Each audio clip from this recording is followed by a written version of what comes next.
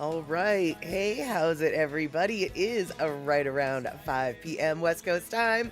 I'm going to call it 2 p.m. Hawaii time. We're going to say 8 p.m. on that there East Coast and 7 p.m. for our Central Time folk. I am Mad Statter. This is Chatter with Statter, and I need to adjust my lighting. But I'll get to that in a minute.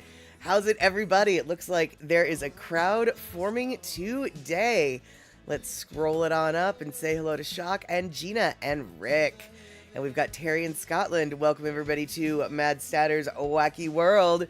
Andre in the house, bragging about his good Sunday. Gina, happy about that good Sunday. Mama Sean coming in on that YouTube side.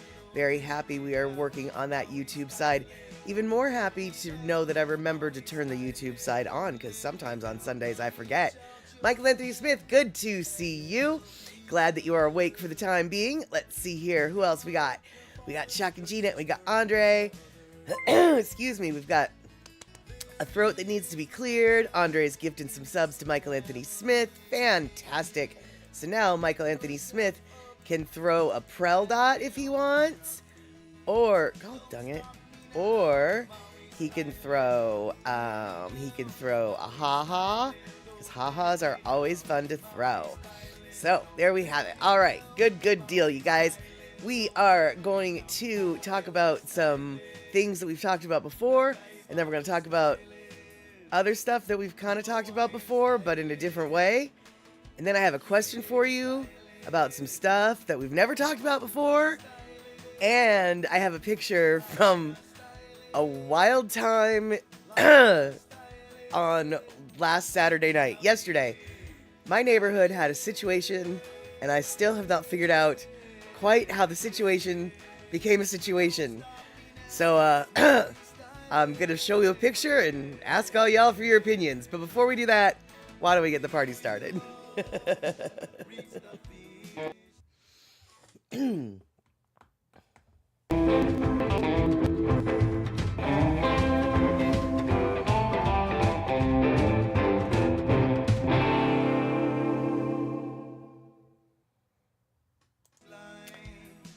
Hello there. We are back. I don't know why I just said hello there. Whatever. All right.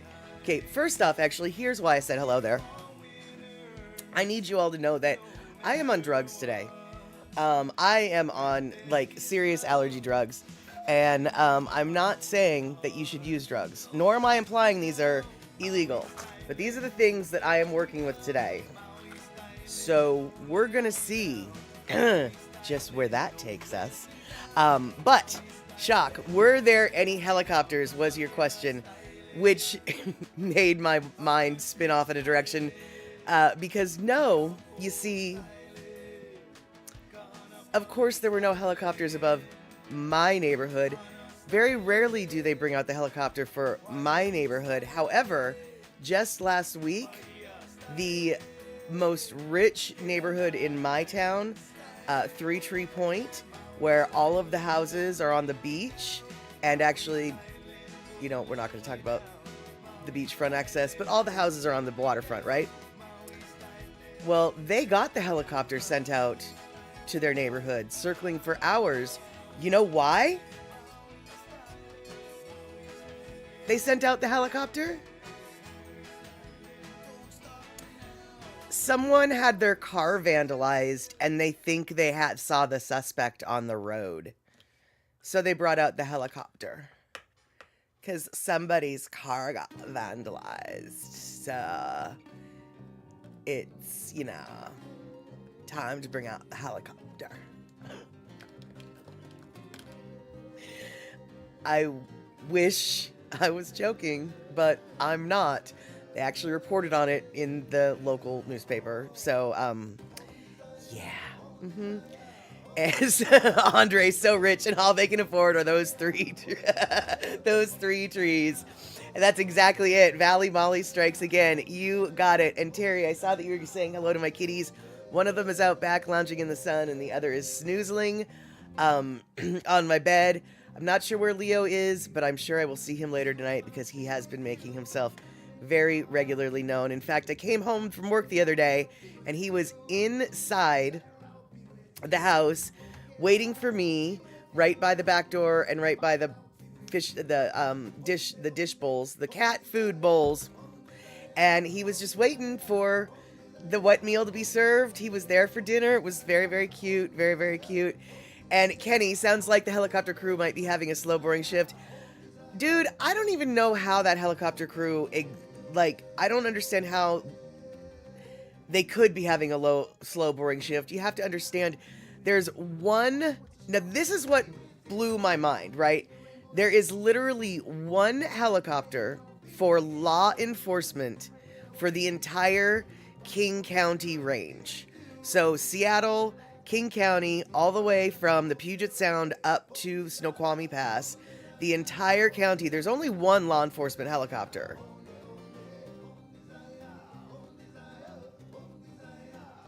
Wasn't there something that helicopter needed to be doing besides looking for a flippin' person walking up the street? I guess, Rick, the copter crew probably needed some airtime to stay qualified. That better be the case, because it feels like it's a bit of an overreach to send a helicopter out for a car vandalism. It just, I just don't know. Now, what happened in my neighborhood last night, I guess they didn't really need to send any kind of helicopter search or rescue, because quite honestly, the truck wasn't going anywhere. And I'm not sure how this truck ended up the way it ended up. I don't know. I don't know what it did. There was no, I don't know what direction it was coming from. I don't know what direction it was trying to go in. But what I do know is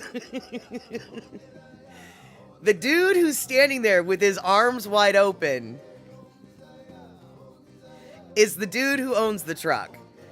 And he, for some reason, is angry at the tow truck driver for not fixing his truck fast enough.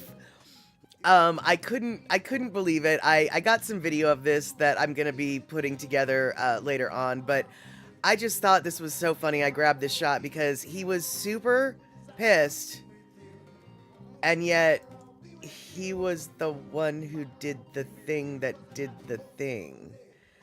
So, yeah. But no helicopters for that, because he was right there. He was right there. And, let's see here. Really, Andre, Seattle's better than San Francisco. They've got none and have to call in Coast Guard or the Highway Patrol. Interesting. Yeah, no, yeah, and this one also serves the Highway Patrol. It serves the King County Sheriff, the Seattle Police Department, and the Highway Patrol, all for King County. And actually, I wouldn't be surprised if it was probably Pierce County as well. But that part I can't say.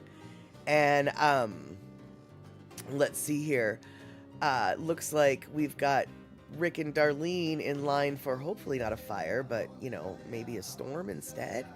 Let's see here. And, Michael Anthony, I don't know if you're asking Seattle people how much snow or if that was just a general question, but, every year is different. Some years we don't get any snow, but some years we might get up to 2 feet of snow. And when I say we, I mean the people in the lowlands nearest the salt water.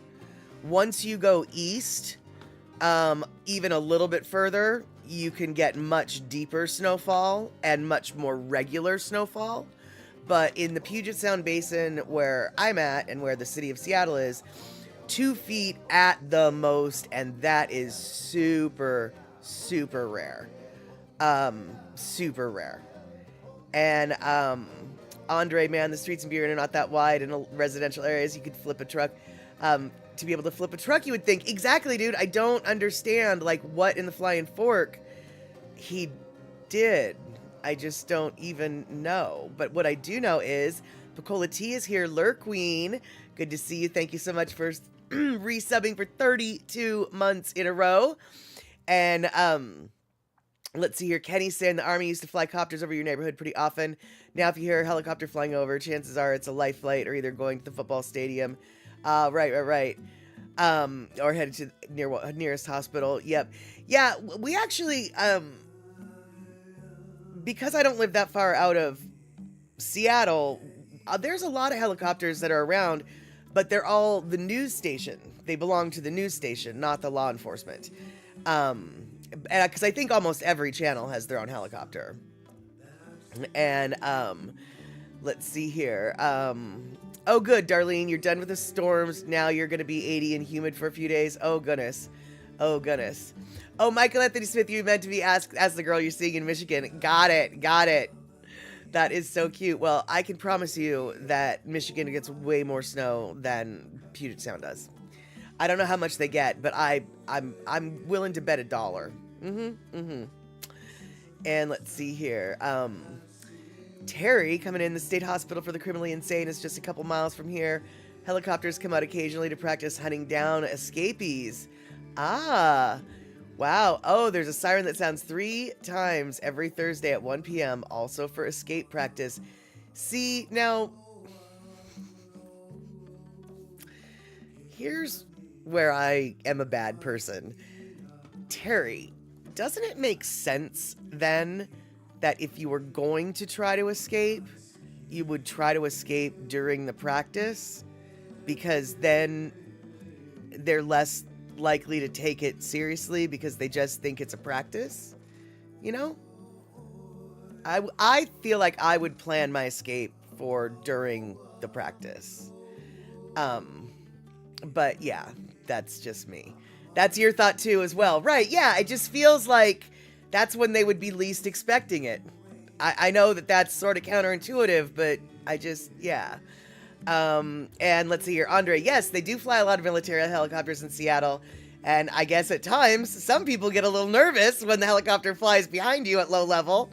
Yeah, yep. Yeah, Seattle definitely is very close to a bunch of military installations where a helicopter is quite literally a 5-minute jaunt away in pretty much any direction, north, south, east, or west. So yeah, plenty military planes, plenty military helicopters, plenty military ships. We got all that military stuff all up here in the Puget Sound.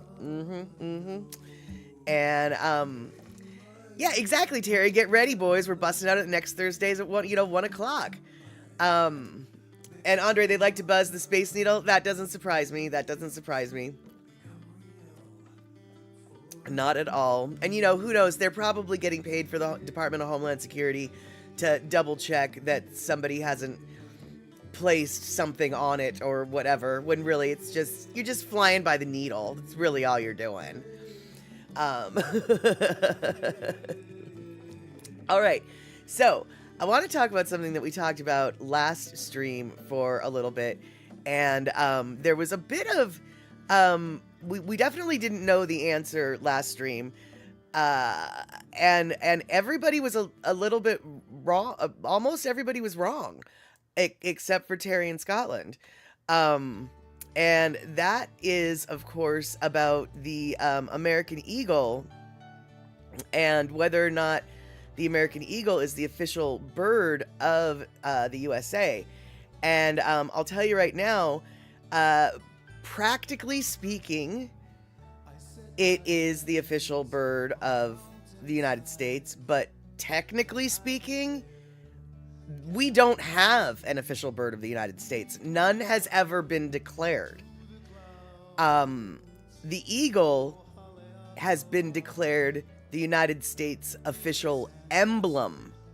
An act of Congress in 17-something declared it the national emblem. 1782. It's never been declared the national bird. No national bird has ever been declared. We have a national mammal, and the mammal, of course, is the bison. But we don't have a national bird, technically. For all practical purposes, the bald eagle is the national bird because it is our national emblem. But you also have to remember the national emblem isn't just the bald eagle. It's the 13 arrows. It's the olive branch. It's the E pluribus unum. It's the stars. And so, it's all the fangs. It's not just the eagle. So, an argument could be made very successfully, really through all legal technicalities, that we don't have a national bird, even though every place on the internet acts as though and will tell you that we have a national bird, and they will refer to this 1782 Act of Congress. They will refer to that as the proof that the bird was declared by Congress. But no, that was the national emblem. And how I finally got to all this, because I was getting conflicting reports based on that Washington Post opinion article. I was just, what it boiled down to was all our, well, yeah, it's a protected species, Kenny, but anything on the endangered list is a protected species. So, that's still not our national bird. And according to the Washington Post opinion piece that Terry was sharing, Ben Franklin never said anything about the wild turkey, even though I really do appreciate and want that story to be true. Whether or not the wild turkey thing is true, what was clear to me with the Washington Post article was that guy thinks that we don't have a bird for a reason. What is that reason? So then I started Googling different questions, and ultimately what got me to the right answer, or to the answer, was Googling the question, how does something become a national symbol? And then I went through, and it literally takes an act of Congress. And so then looking through, I found this little tidbit about what the Act of Congress in 1782 really did. And even though I don't think I have it, where did it go? I don't think I have it. Oh, I was going to say, I don't think I have it listed here, but my source was the website usa.gov. I'm going to assume that that is somewhat of an official website for the United States of America. I don't really know if it is or not, but that was my source for how I came to my conclusion that we don't actually have a national bird technically as designated by Congress as a national bird specifically. So yeah, and exactly, Gina, that's because it's an endangered status, and there's only a certain number. Yeah, it's two very different things. And Terry, actually, I think you are right. The bald eagle was officially removed from the endangered species list back in '95, where it's now just threatened instead of endangered. But and then it was delisted completely, which is fantastic, actually. That's really a story of an American comeback story that quite possibly wouldn't have happened had it not happened to our national bird, because people do look at it as our national bird, which is why, for all intents and purposes and in all practical matters, it is our national bird. But ... if you really want to get pedantic about it, it's not actually technically our national bird. And so I wanted to just wrap that up, because quite honestly, it was bugging me. I really wanted to know what I just really wanted to know. And let's see here. Shuck, your raptor population around here rebounded a lot in the early aughties. Yeah. And Andre, I love how they have to dub bald eagles in movies because the real call is kind of wimpy. Oh, totally, dude. Yeah, the call that we generally associate for bald eagles is actually a red-tailed hawk call. And because the eagle call is very like, tweet, tweet, tweet, tweet, tweet, tweet. It's just like, what? Who's that little Tweety bird up there? They sound very tiny and petite. They're so flippin' cute, the noises they make. That is right, Picola T. This stream is for the birds. Let's see here. Terry in Scotland. See, now this might bring the bald eagles back to threatened and or endangered species. In 2016, wind generation companies were allowed to kill up to 4,200 bald eagles per year without facing a penalty, 4 times the previous number. The permits would last 30 years, 6 times the current 5-year limit. Yeah, that's not good. And am guessing that took place under a jurisdiction of a president that may or may not. I don't know, actually. 2016, it's hard to say when did that. No, oh, that's actually, that pisses, yeah, all right, that makes me angry. Now that I'm putting dates together. Yeah, alrighty, so, Pussycat, breaking news, Libby's has third color version of the can. It's chicken flavored in a red can. Absolutely, Puzzy, I did know that, and I'm right now currently on the lookout for the yellow can. I went to my Asian Mart the other day. Okay, you guys, I was totally covered in allergies and stupid. So I go to this one, the biggest yet closest Asian Mart. I go to it to see if they happen to just have yellow can. And I go past this huge display of stuff, huge display of canned things. And then I go down the canned food aisle and I'm looking and I see the Spam and I see the this and the other brand luncheon meats, but I don't see any Vienna sausages, which is kind of weird. And I definitely don't see any blue can or yellow can or red can. I see nothing. So I'm like, I wonder, this seems like it should be the aisle. So I wander a couple more aisles and I'm like, all right, well, they don't have them. So then I leave and I pass by the big mound of canned things and,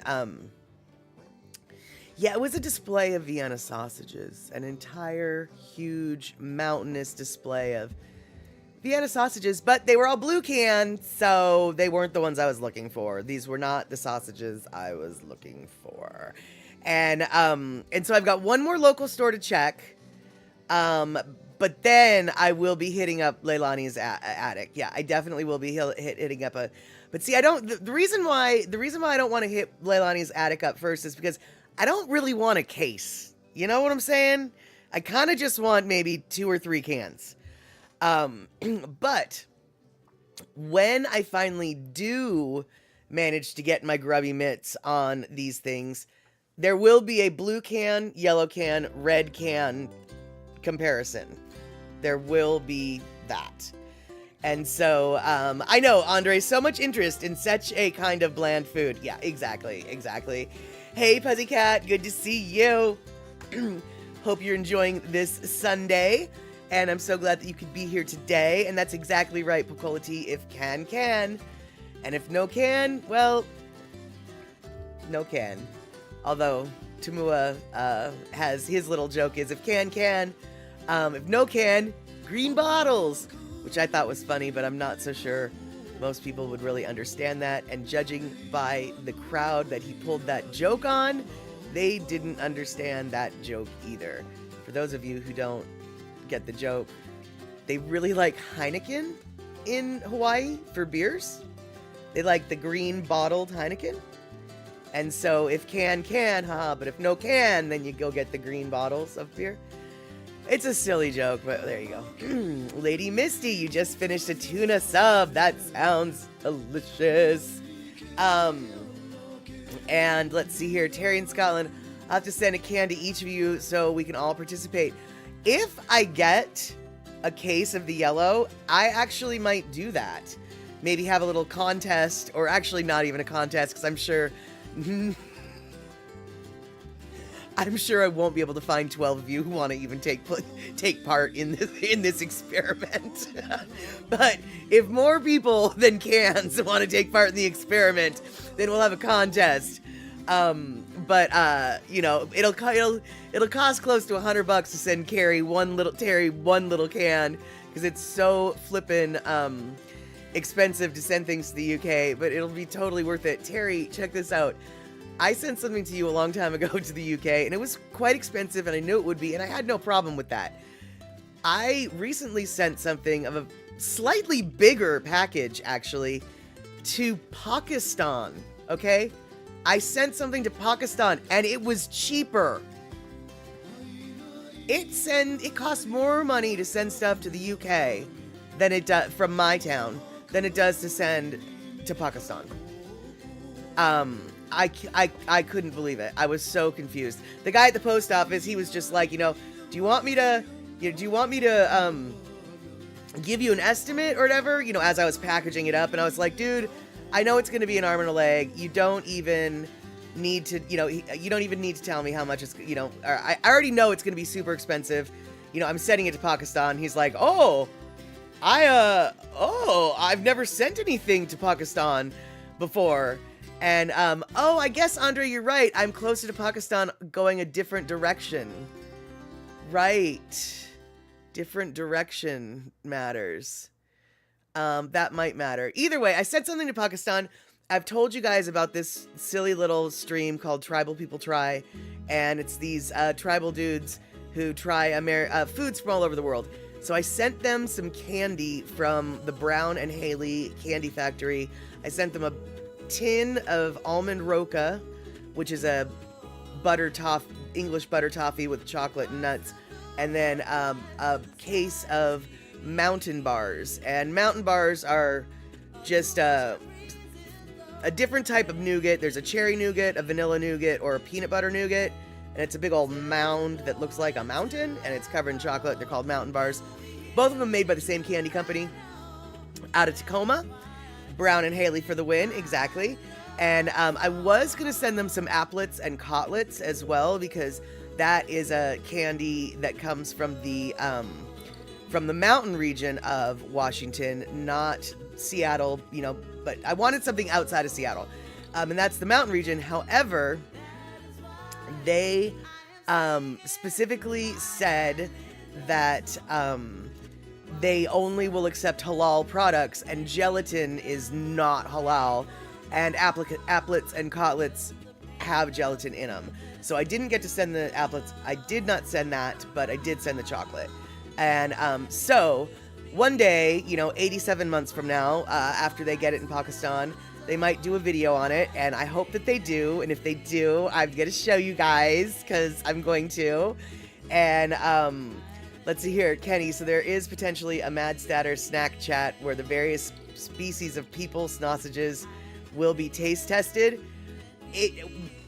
That is one potential in the Choose Your Own Adventure book that we are currently writing.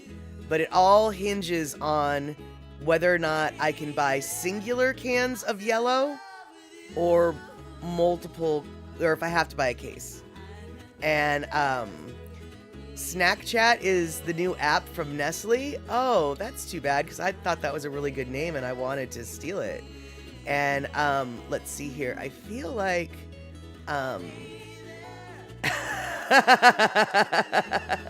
I feel like I had something that... Oh, Puzzycat. We looked at the different ingredients and the different brands of the sausages, and Libby's was the one with corned beef as the first ingredient. Really? But on the blue can? Because that's not what the blue can ingredient said when I showed it on the stream. All of the sausages start with mechanically separated chicken, which, for the record, you guys, before anybody's like, yeah, I want in on this taste test, for the record, let me just remind y'all, mechanically separated chicken is what they call the pink slime. Do you remember, like, McDonald's had big controversies about the pink slime? Like, that's what mechanically separated chicken is. So, I don't really know if y'all want to be eating it, but whatever. Oh, Shock is just messing with me? Oh, cool. Then maybe I will grab that then, Snack Chat. And Michael Anthony Smith, actually, you know what? Michael Anthony Smith has a better one. The Mad Snacker. That, yeah. There you have it, Rabbit. And let's see here. And yeah, Kenny, exactly. You suggested the name Snack Chat for this stream a long, long time ago. And I can buy the yellow cans individually, but at twice the price of the blue ones. Okay, well, we'll have to... Plus shipping. We'll have to work on the math. We'll have to think about the math. But what I'm hoping, though, is there's one store in town and then another store just in South Seattle, and actually, or in Renton, that I want to try before. $1.99 a can, that's not that bad. Is that for the blue can or the yellow can? it's $1.89 a can for the blue can at my 7-Eleven. So it's not like $1.99 per can is that expensive at all. But I guess we'll just have to wait and see what Shock's got to say. So, oh, okay, so yellow can is $1.99, blue cans are $1. Oh, God, maybe I will just order from Leilani's and get them all. 3 reds, 3 blues, 3 yellows or something. Or how about 1 of each? Well, okay, well, it sounds like it's not nearly as expensive as I thought it was. And, let's see here.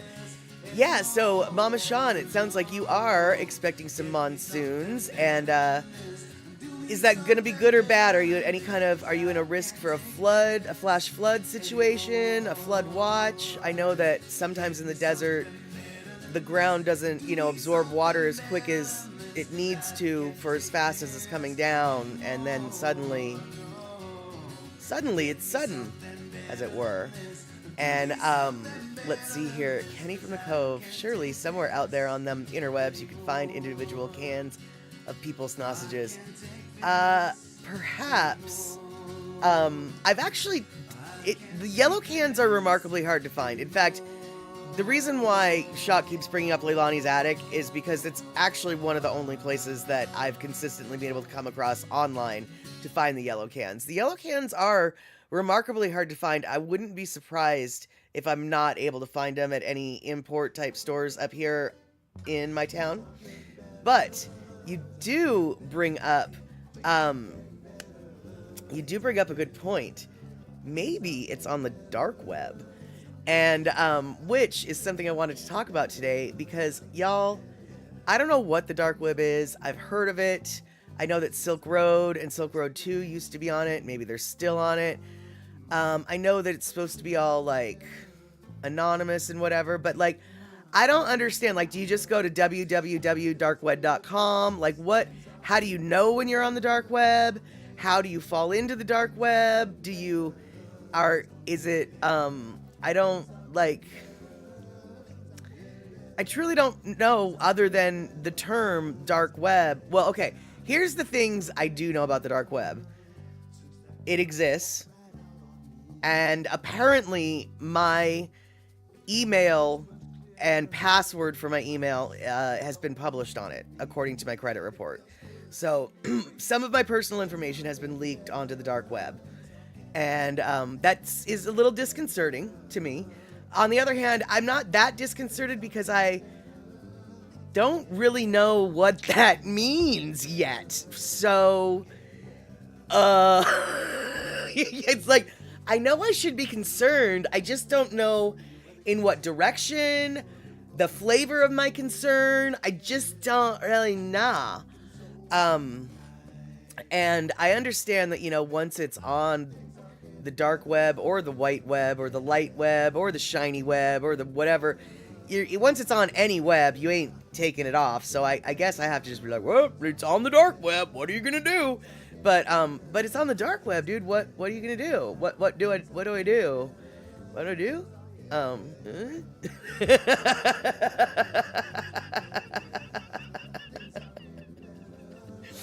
And let's see here. Depends on the year. Let's see here. I just checked Tesco. No Vienna sausages to be had. The search result was what? Yeah, exactly. Warning: I would not go searching out the dark web. Well, right, I kind of feel that way too. Because sometimes when you go searching for something that you don't think you're going to find, you do end up finding it, and I did that once, and I thought about burning my computer afterwards because what I clicked on didn't ever need to be clicked on, and I didn't really want a record of my ISP even be, and I unplugged my computer for a while after I shut it. Oh, no. Just don't go looking for things that you don't need to see.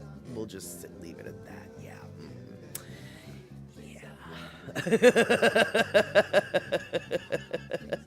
And Caddy from the Cove, speaking of sausages, do you think that when we're giving dogs bacon strips, they know that they're not getting the real deal? If they do know, how do you think do they secretly cop an attitude on it? I don't really know. Yeah, I don't know. I mean, I'm sure some dogs do. And I'm sure some dogs just don't care. And YouTube can show you stuffs on the dark web just to get the general idea. Yeah, I did see that actually, Rick, but honestly, and this is where I get silly. I was kind of afraid to click on those links. Why? I don't know. I just feel like I should have been afraid of them.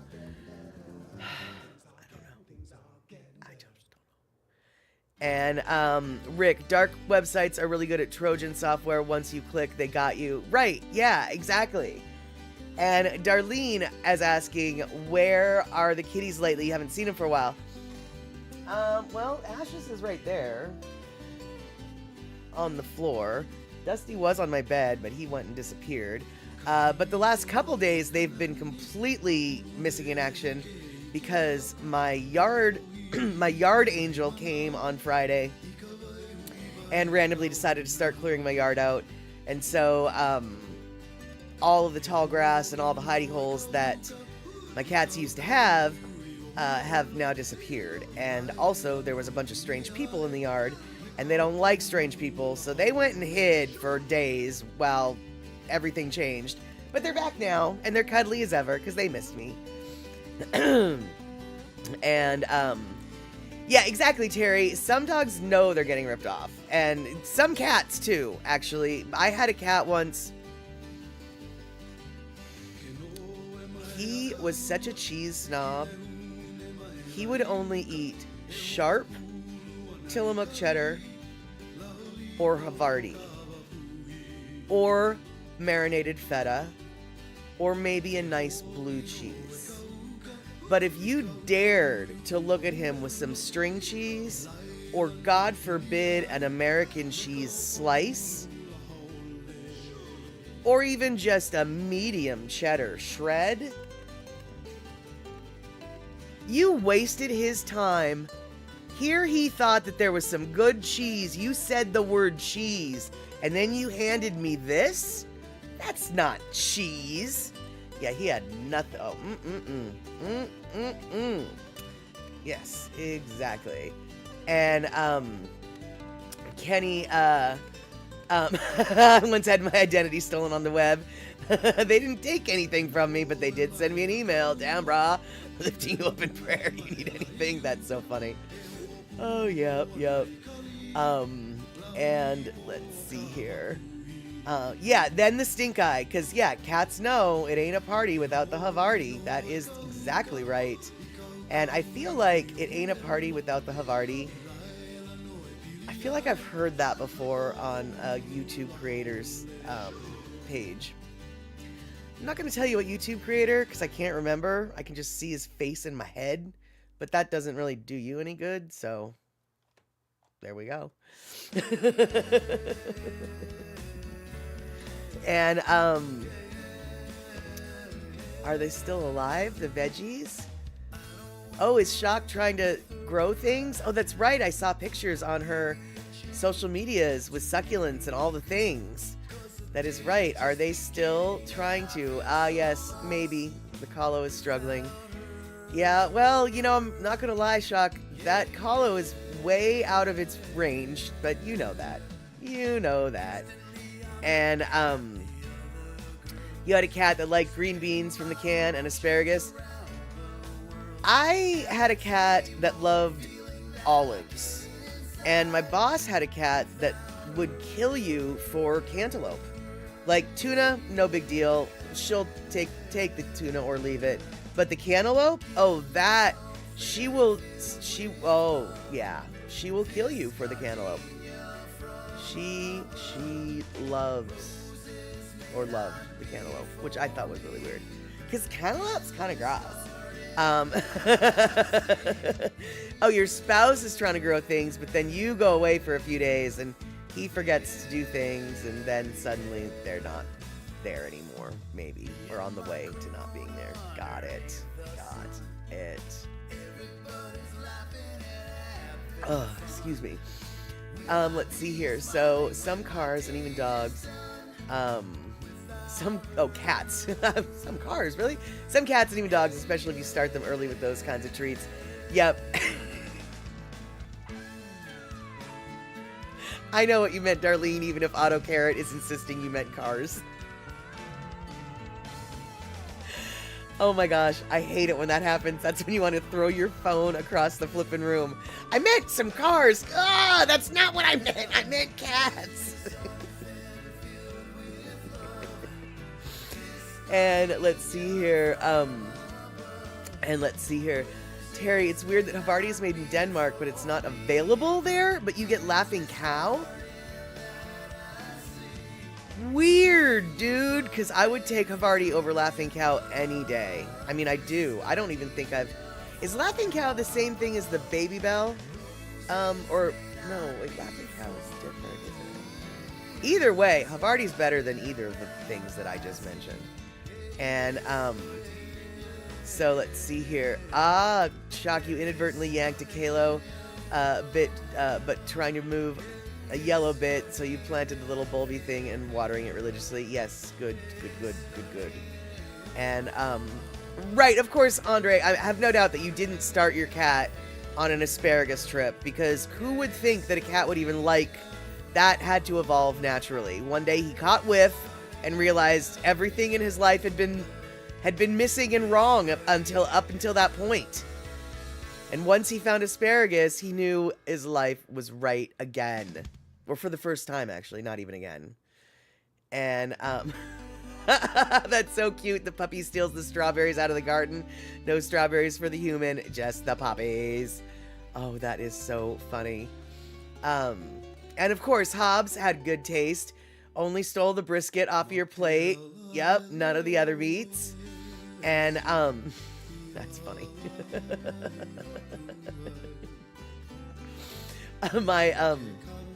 My cat, Whiskey, once, he was so flippin' smart. His brother Guinness, and, Guinness was the one who was the cheese snob. Well, Guinness used to, and I think I've told this story before, but I'm telling it again. So Guinness was a cat who used to, when he wanted attention, he would sit at your feet and then, like, stand up on his hind legs and bat the table or the chair or whatever it was that you were near or next to let you know, hey, I'm here, give me some pets. And he'd stand up, bat it, and then sit back down. So, you know, hey. And so that was always what he would do. So you'd give him loves. Well, Guinness passed away. And shortly after Guinness passed away, suddenly Whiskey did that maneuver. He was at my feet, and then he booped up and, you know, bopped the table, and I thought, oh, that's cute. He's doing what his brother used to do. And so I reached down and I pat him, and I'm done petting him. So then I go, and on the table that he had bopped, there was a extreme, what was it? No, it was an ultimate breakfast sandwich from Jack in the Box that I had been eating. I just started to eat. And so I picked it up, and I took a bite, and I realized there's no egg in here anymore. At which point I looked down at my cat. He had moved over and was eating the scrambled egg, or the fried egg that he had yoinked out of my sandwich. The sandwich perfectly intact. He yoinked it like the tablecloth maneuver, yoinked the egg out, put it under him. He sat on it while I pet him. I mean, he pulled a fast one on me. Yeah, he pulled a fast one on me. And needless to say, he got the egg. I wasn't going to argue that. But it was a total yoink. And I had to laugh. I was like, well, of course, why would... how silly is it that you would think that he's picking up his dead brother's cute habit of bopping if after 13 years he never had done it before? Like, why did all of a sudden I think that he was doing that? He played me so good. Yeah, he played me so good. It was talented. I'm not gonna lie. It was talent. I considered him one of my more stupid kitties, because he kind of was sometimes. But in other ways, when it came to acquiring food, he was no slouch. Not one little bit. Your Pepper got your egg once too, little bugger. Yeah, exactly. But you know what? At least eggs, you know, eggs are for dogs and for cats and for so many things. Eggs are relatively harmless for them to eat. So it's not like they got your your onion rings or something, or your garlic or your chocolate bar, or something that's like, oh no, how much of a vet bill is that gonna cost me? And Kenny, once a kitten ganks your stoner chow and sits on it, it's theirs, absolutely. Pippin was a chicken fiend. Yes, so was Whiskey, the one who yoinked my egg. I would have to, if I brought home a rotisserie chicken or a bucket of chicken or whatever, I would have to, and I didn't want to put it cold, I wanted to keep it room temperature, I would have to put it in the microwave or in the oven, not turned on. I'd have to put it someplace behind locked doors. I could put it in the cabinets, wouldn't matter. The cat would get into it. His little nose would just explode. You could see him just sniffing the air and going, and he would find that chicken and just, yep. God dang, he loved his chickens. And eggs are just IKEA chickens. Well, I guess there is someone who said for that. Terry and Scotland.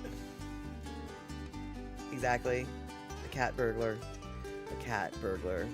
But so, on that note, which is a silly note, we might as well go into musical notes. See what I did there? That's right, it's time for our Lono Listening break. And as promised, it is the last of a series of 4. And this song here is called Until I Get It Right. And maybe it's not called that, but I can't. Here we go. Now I can find it. All right, let's watch it. Till I get it right.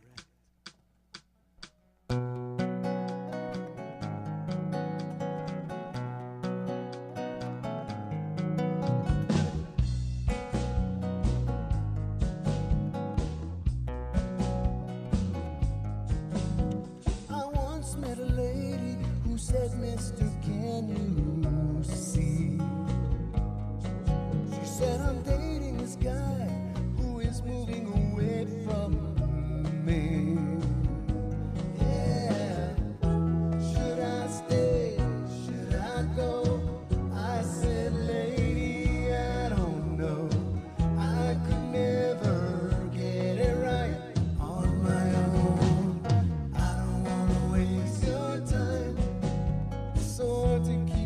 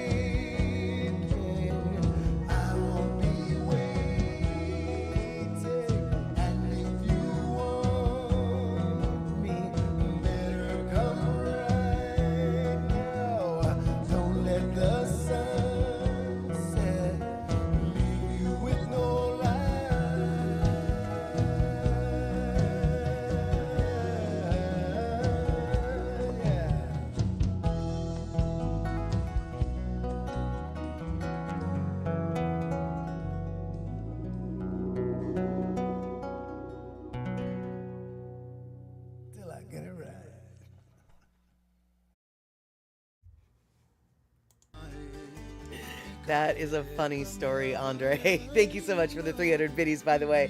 But Andre on a camping trip with a packet of bacon, and someone put the bacon down. Yeah, that dog had been waiting for that moment, the entirety of the trip up to that point. That dog, that dog smelled that bacon. Even if that dog had never seen that bacon, didn't know the bacon existed, he knew exactly where that bacon was, which pack, which person was carrying which pack, what part of the pack, where in the pack. And, yeah, not at all surprised that dog was like, yoink, it's my bacon now. I mean, it sucked for all y'all, but I think it's kind of funny.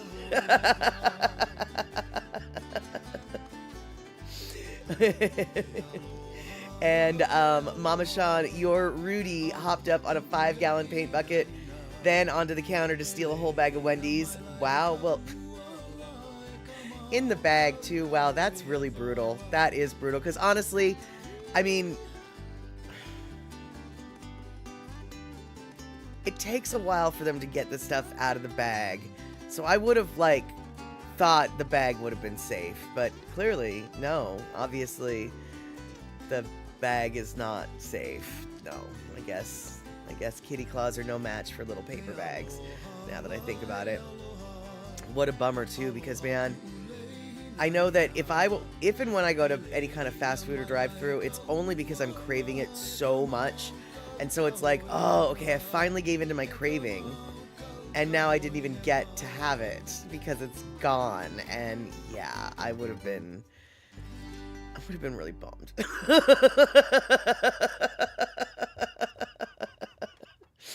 And yeah, I bet you. Oh, and she was a dachshund too. Oh, no wonder had to hop up on that. Wow, that's impressive. Hopped up onto the paint.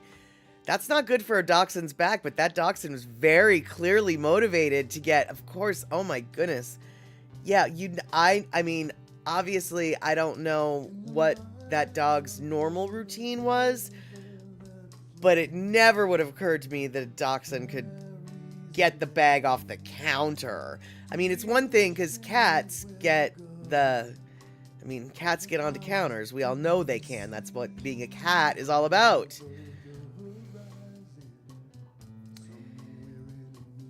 I am not one who associates being a dachshund with being able to get on the counters. Obviously, I don't own a doxie, so obviously I'm ignorant. But yeah, it just never really would have occurred to me that that was a worry for that breed at all.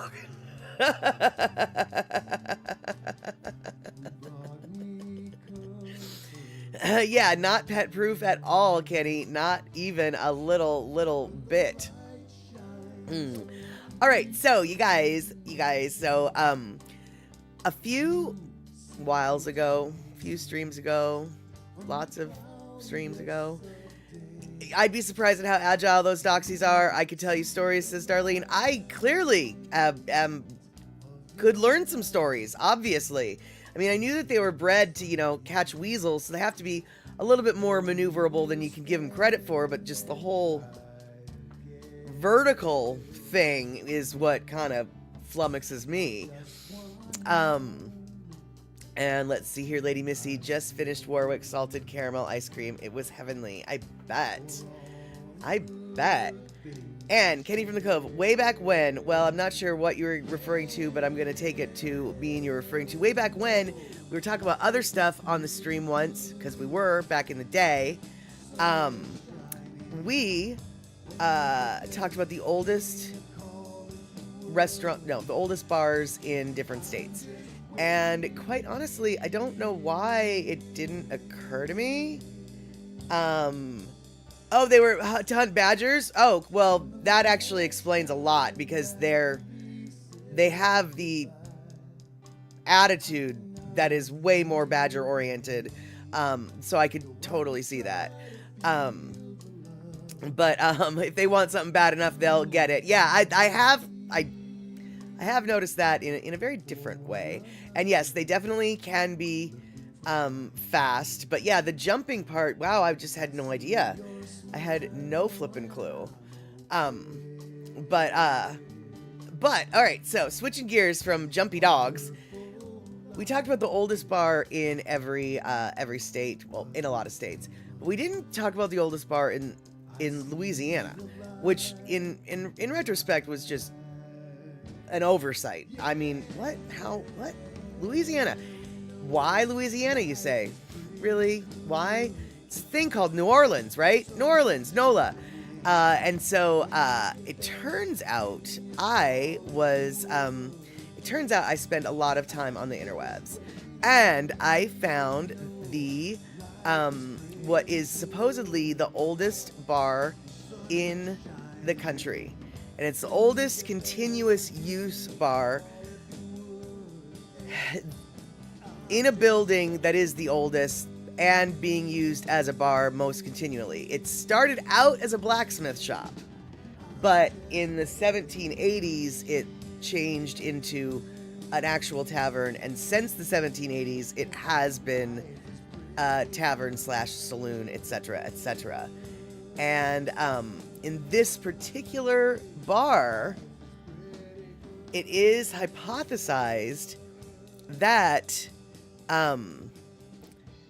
that the very, very, very first cocktail ever was invented. And let's see here. Boop, ba-doop. Yes, here we go. And they're hypothesizing this and claiming that the Sazerac is one of the very first cocktails ever. And this place, the saloon is Lafitte, I think is how you pronounce it, Lafitte, Lafitte's Blacksmith Shop. Is in New Orleans on Bourbon Street. It is the one who apparently helped to create and popularize the Sazerac cocktail? Sazerac? I don't know how you say that. But it's where that they think that the Sazerac actually got invented. And so what the Sazerac is, apparently, and I don't have any idea if I'm pronouncing this particular cocktail, but it started out, I guess, as some cognac with bitters and a little bit of sugar cube and absinthe. But after the cognac was very difficult to find, they since changed it to rye whiskey. And indeed, is that the bar that Pirate Jean Lafitte drank at? I assume yes, because that is, yeah, the Lafitte, the dude, let's see here. No, that's not it. Oldest bar. No, here we go. Okay. Oh, wait, hold on. Boom. All right, so Lafitte, I didn't clip this, but Lafitte, yeah, definitely was a pirate, I can tell you that. And so I think it must be the same guy. And the Sazerac is the official cocktail of the city of New Orleans. And apparently, it is also the official cocktail of the King of Rex. And the King of Rex is, I guess, basically the king of Mardi Gras. I don't know enough about New Orleans culture to even, I don't know enough about New Orleans culture to even expand on that. But Terry in Scotland coming in. The Sazerac is a local variation of a cognac or whiskey cocktail originating from New Orleans, named for Sazerac de Forge at Phil's brand. Okay, whatever, blah, blah. It's served as the original main ingredient, I guess. And then the drink is most traditionally a combination of cognac or rye whiskey, absinthe, peychaud. I don't know if that's how you say peychaud, but that's how I'm going to say it. Bitters and sugar. Although bourbon whiskey is sometimes substituted for the rye, and herb sant or herb saint, I don't know, is sometimes substituted for the absinthe. It sounds like, as a general rule of thumb, from what I could read, correct. Okay, King of Rex presides over Mardi Gras. All right, perfect. So I kind of got that right. But yeah, The Sazerac, though, for New Orleans, the New Orleans version of the Sazerac apparently is the rye whiskey, not the cognac. And it's the herb sant, not the absinthe. And it's the sugar cube and the bitters. And frankly, it sounds foul and disgusting. I would maybe try one if someone bought it for me and then promised to finish the drink after I said, no, I don't like that. But I would like to try one.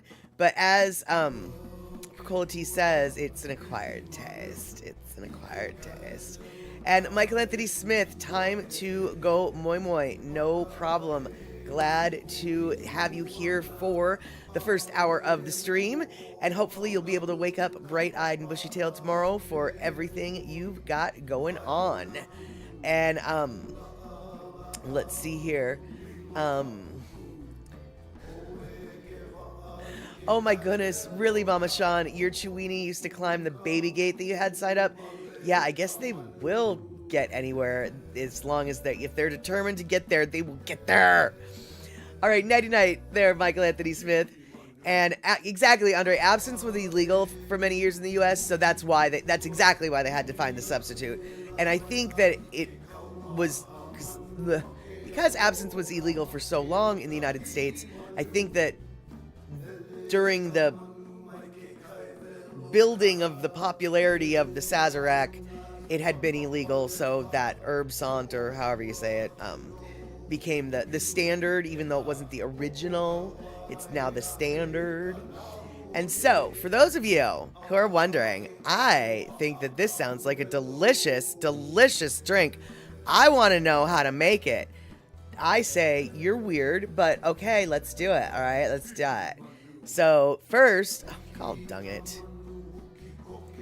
No. Okay. Let's start at the beginning, shall we?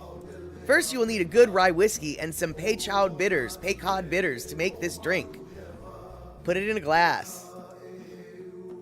And then you're going to need to stir it 30 or 40 times to make it nice and cold. By the way, that glass, it had ice in it.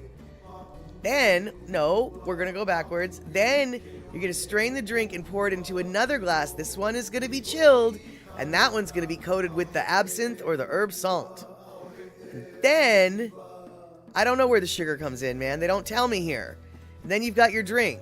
What makes it red? Are the bitters red? I don't really understand.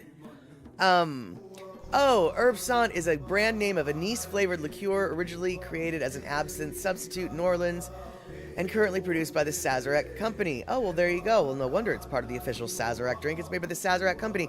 And if it tastes like star anise, well, then I don't want to drink that. Sounds really gross. I wonder what the bitters taste like. Yeah. And Rick, that's too complicated. A glass, ice, whiskey is all you need. But then it's not a cocktail. Then it's just a highball, apparently. But y'all, okay, so this phenomenal drink that people, love, it's the official drink of New Orleans, after all. At the Lafitte Saloon, the Lafitte Blacksmith Bar, whatever it's called, they created that cocktail. But that is not what that saloon is known for anymore. There's plenty of places around New Orleans that specialize in the Sazerac. There's the Sazerac House, or whatever even, I guess, and that's it. What if I drink it with one pinky up? You'll be very classy there. It'll be almost like a cocktails. And Darlene, what is bitters really? What is it made of? Exactly. Very good question. Yes. I know, right? Yeah, I don't know, dude. I think, I'm gonna say I think what bitters is some kind of herbal tincture, and each bitters variety is a different type of herbal mix. I think it's, like a bunch of herbs that they steeped in alcohol and then strained the herbs out, and now you've got this weird flavored alcohol seasoning for your alcohol. Sort of like how you make vanilla extract. I'm guessing. Honestly, I don't know. I don't. But I think that's what it is. I don't know. And Andre's coming in. Bitters are a mixture of botanicals, roots, and spices steeped in a spirit base. Oh my god. Oh my god. I totally was sort of right. Generally, only a few dashes are called for because of their concentrated flavor. Precisely.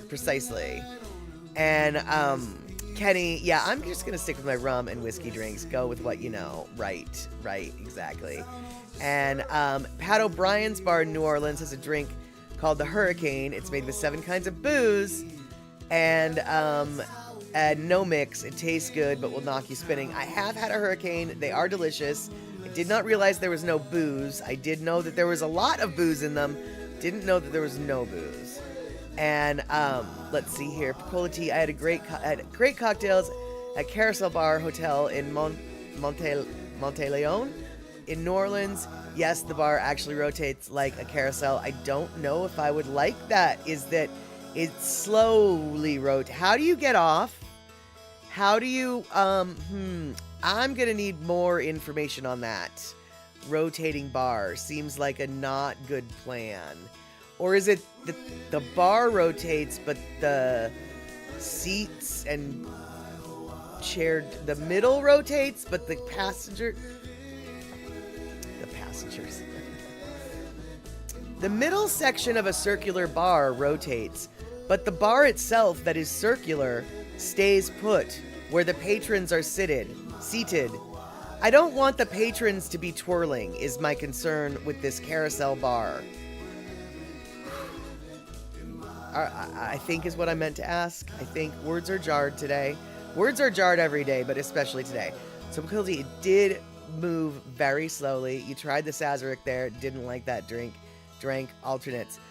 Well, funny you should say drank alternates because the Lafitte blacksmith shop might have invented the Sazerac, but the drink that they are best known for is called the Voodoo Daiquiri, aka the Purple Drank. And the Purple Drank is this monstrosity. I would rather have 14 gallons of Sazeracs than whatever would do. No. Good flippin' Lord. Look at this. Look at this. Bourbon and Everclear? Okay, we've got a problem right there. And since when is there bourbon in a daiquiri anyway? But the grape juice. Grape juice. And they mean the purple Welch's kind. The grape juice. And no, there's nothing about grape juice with bourbon. I mean, first off, grape juice, no. But grape juice with Everclear, I mean, okay, whatever. But bourbon, no. But this is the drink, apparently, that Lafitte is known for now. It's the Purple Drank, a.k.a. the Voodoo Daiquiri. And I agree, Picolati. Purple cocktail sounds like a quick trip to the Porcelain God. Yeah, and you're gonna see the you're gonna know who was guilty of the mess, because that purple stuff stains, I'm sure. And and Kenny from the Cove, Everclear was the key ingredient in Trash Can Punch. Oh yeah, for sure. Everclear is, yes, a very important ingredient when it comes to Trash Can Punch, but Trash Can Punch has more than just grape juice in it, or has more than just grape Kool-Aid in it, right? You know, it's got at least fruits, fruit juices, other boozes, etc. But Everclear, bourbon, Welch's grape juice, and ice. You do not need to sign me up. I think that Purple Drink might taste like cough syrup too, dude. I totally feel like it is a cough. That is the epitome of cough syrup tasting.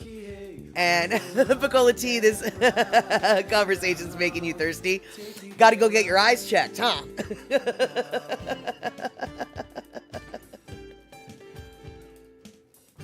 Yes, indeed, I'm a little bit thirsty too. Hence my pamplemousse.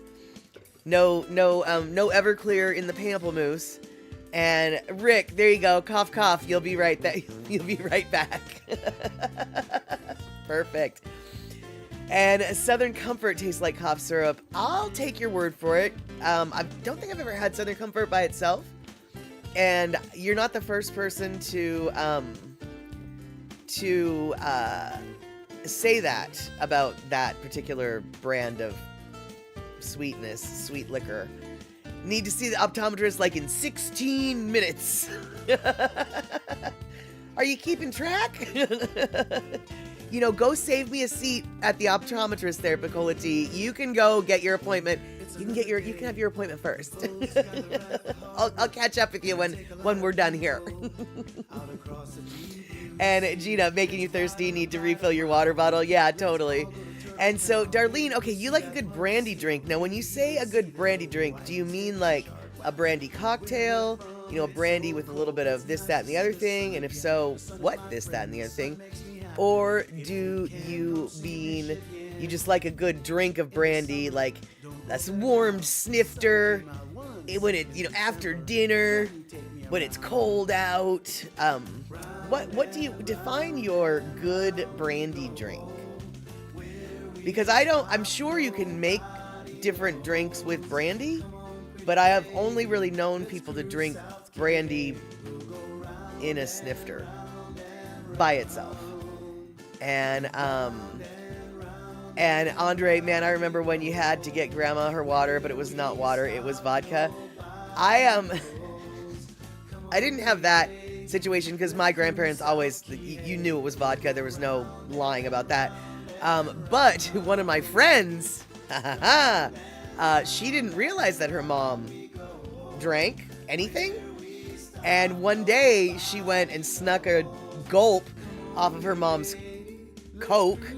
And that was a rum and Coke. And apparently it was a really strong rum and Coke. And that was how my friend found out that her mom actually drank every day.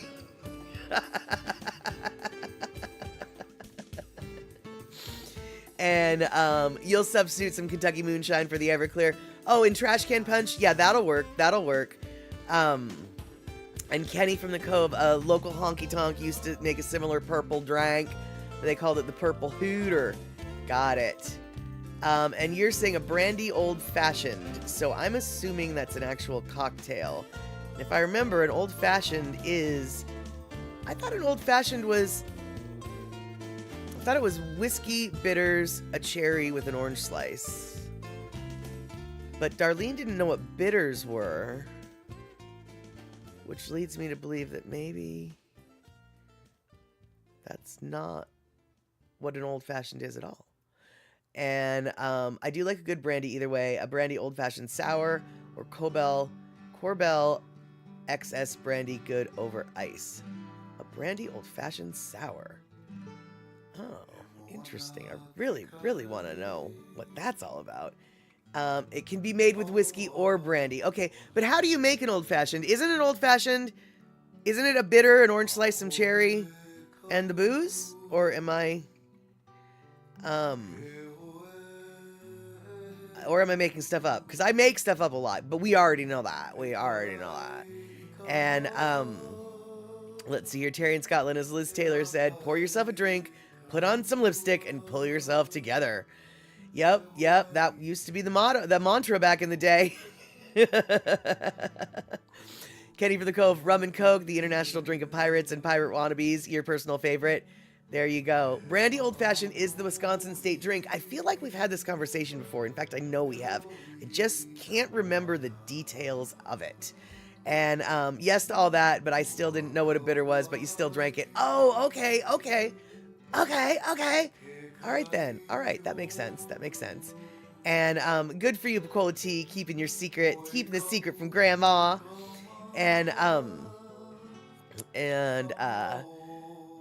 So refilling, I don't drink, so it's definitely water.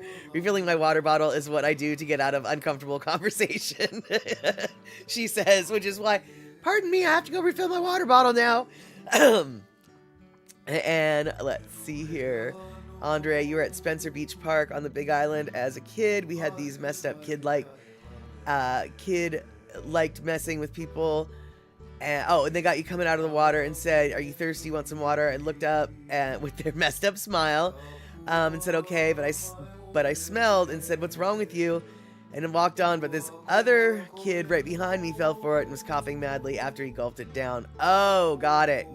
I see. Right, so he was trying to get you to drink booze. Okay. Let's see here. Okay, so Rick, a basic brandy old-fashioned, 1 sugar cube. Forgot about the sugar cube. 2 to 3 dashes of Angostura bitters, 1 orange slice, 2 maraschino cherries, 2 ounces of brandy, 7-Up, Sprite, or Squirt optional. Okay. Yeah, that is, as much as I can, as much as I've mixed drinks for my parents, etc., over the years, and for my friends, etc., over the years, I don't think I've ever made a drink with bitters. I really, my lack of bitters in my bartending repertoire is a huge blank space. I don't. And, so let's see here. Darlene, not with the sugar cube, and a sour soda, not 7-Up or Sprite. Got it. And Piccola T, you can make a darn good margarita. Well, after you took that tequila class, you better know how to make a darn good margarita.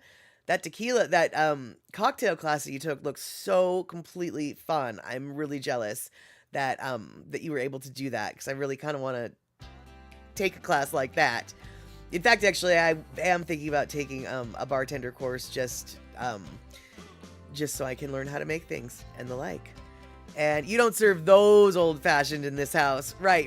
Them's too fancy for your house. And, yes, Darlene, confessing, I also really like a good margarita. Which makes sense, because you don't mind the tequila sunrises. Margaritas, they look like people are having fun drinking them. But there's,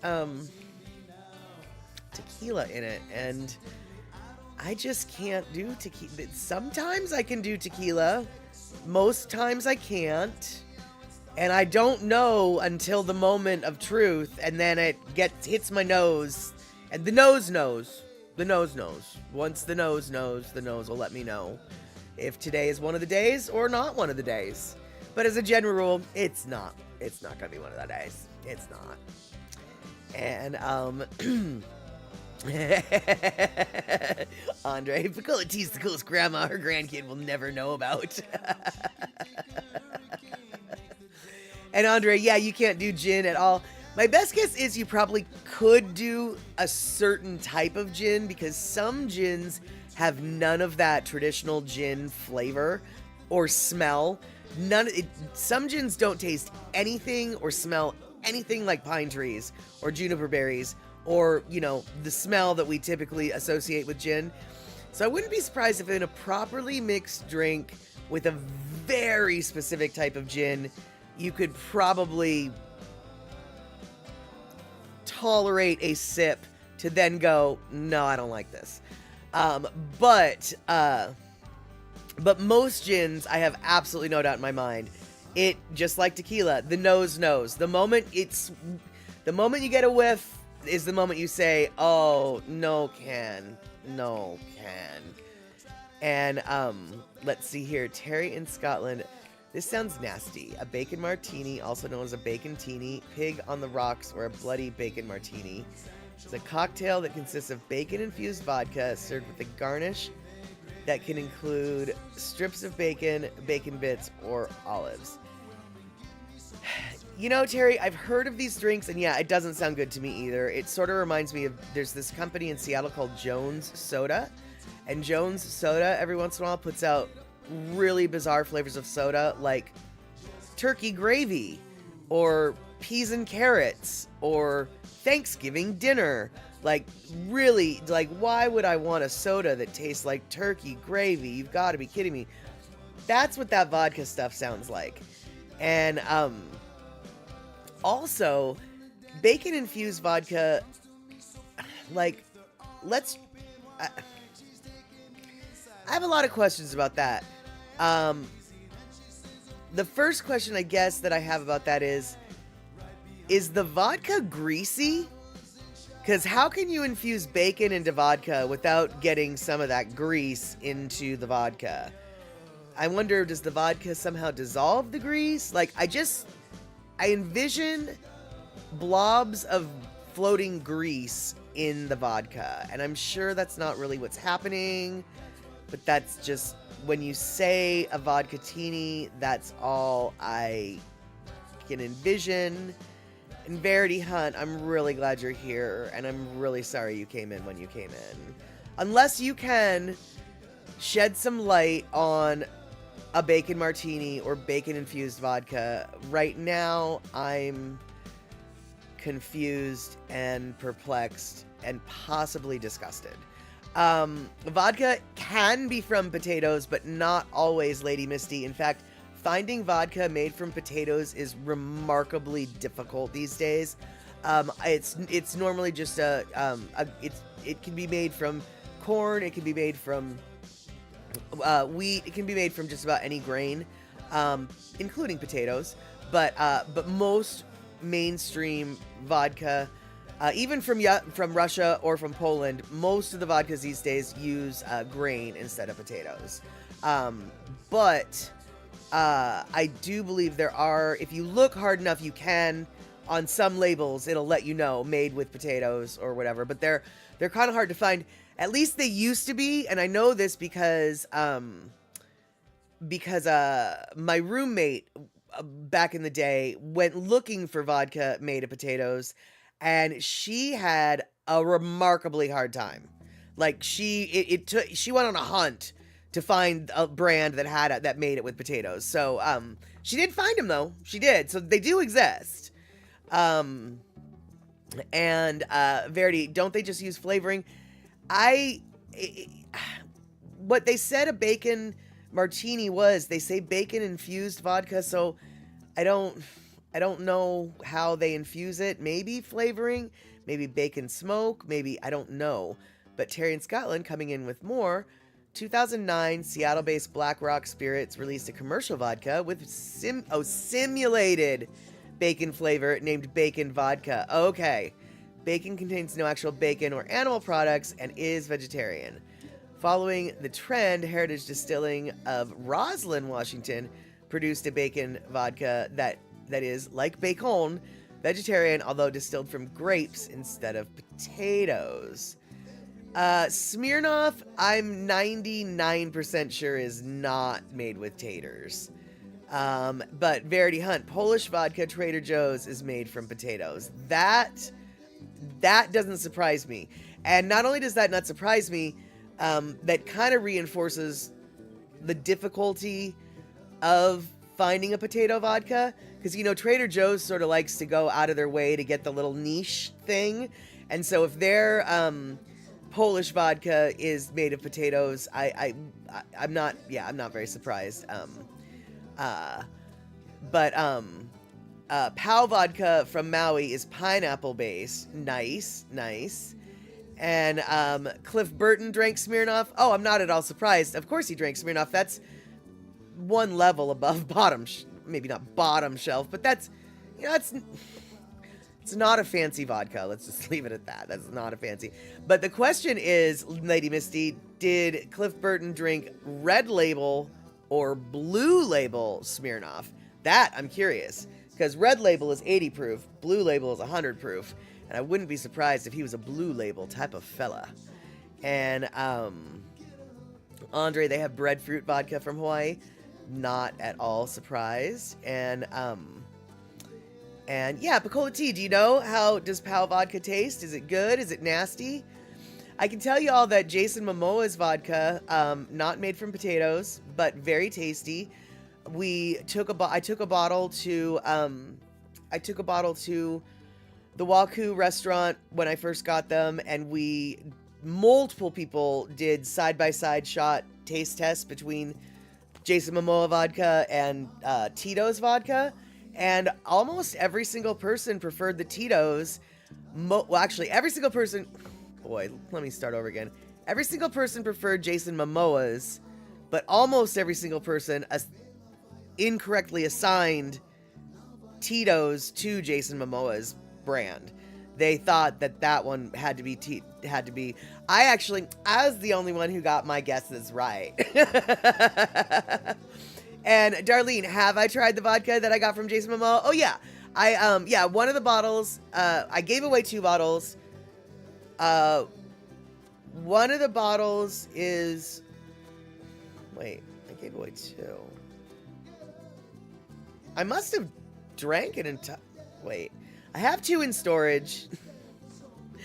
I gave away 2.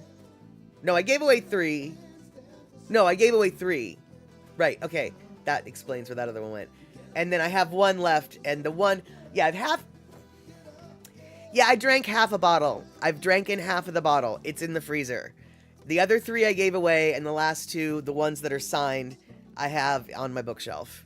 I don't know if I'm going to be drinking the ones that are signed or not. And thank you so much, Puzzy, for that 2-minute, which is now 1-minute warning. And yes, I bought a case of vodka. I bought a case of Jason Momoa vodka because if you bought a case, you got a free poster that nobody else got. That's how they got me. I spent $200 on vodka, but look, it was over a year ago, and I still have I still have all of the vodka that I kept for myself, minus half a bottle. And it is good vodka. It's really good, but it's very drinkable. It's not. It's very mellow on the tongue. It's very rounded. You know how sometimes when you drink vodka, it's just like, ooh, that is a sharp flavor on my palate. This is a very rounded flavor on your palate, if that makes up. And Terry in Scotland, I gave away 3, she said, holding up 4 fingers.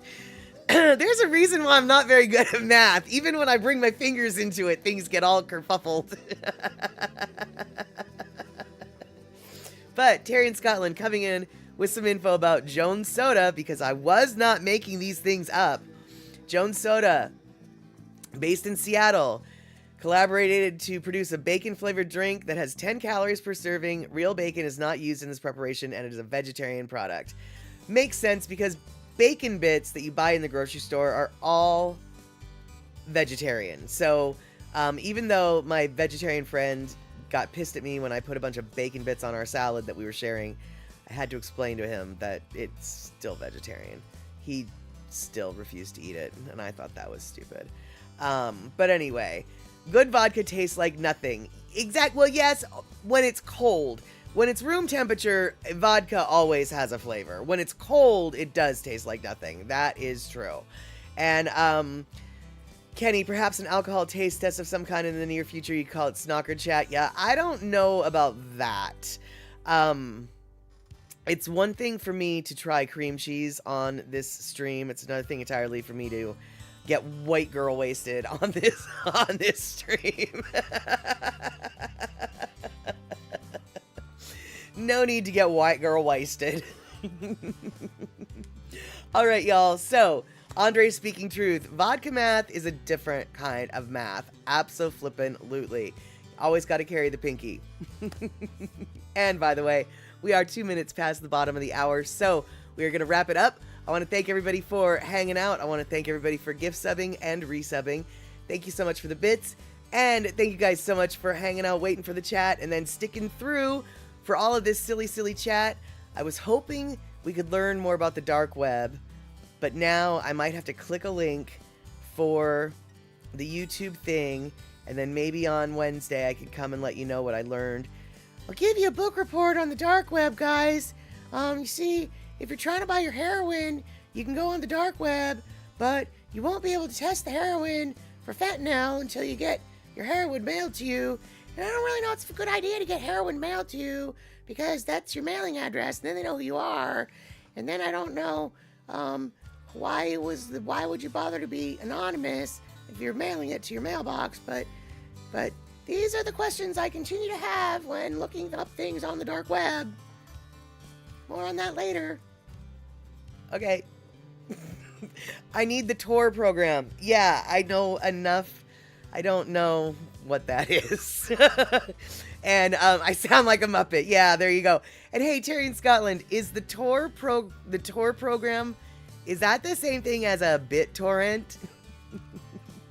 If I go do BitTorrents, would I be on the dark web? This is I don't know. This is I don't. Oh. Oh. Right, yeah, Terry. Rick, yeah, that's a browser. Yeah, there we go. Muppet Statter, you got it. That's it. Yeah, exactly, Verity. Tor? Right. Yes. Exactly. Verity, you took the word right out of my mouth. Tor? That's exactly it. So on that note, y'all, Tor? See you soon.